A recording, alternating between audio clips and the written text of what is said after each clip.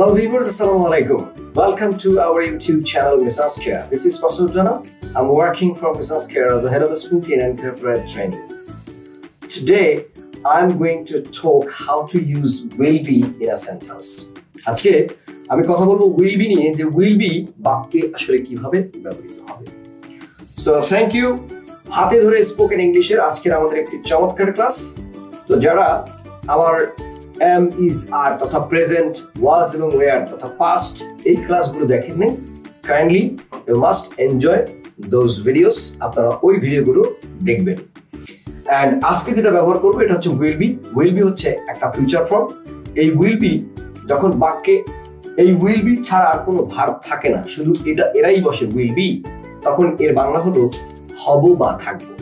আমি আবার বলছি, will be একাই যখন বাক্যে থাকে তখন এর বাংলা হলো কি হব বা থাকবো।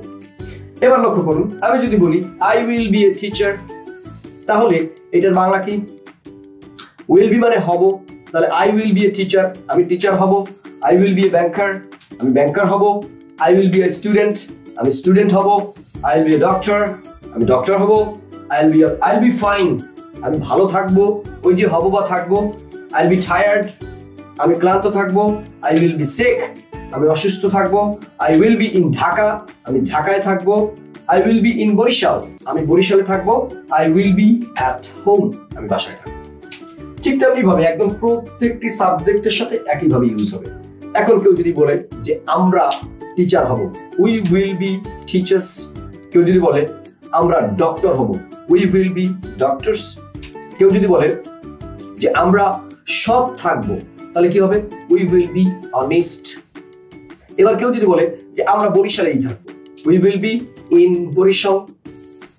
এবার কেউ যদি বলে যে তুমি সায়েন্টিস্ট হবে, you will be a scientist। তুমি একজন শিক্ষক হবে, you will be a teacher। তুমি একজন রাইটার হবে, you will be a writer। তুমি একজন ভালো রিডার হবে, পাঠক হবে, you will be a good reader।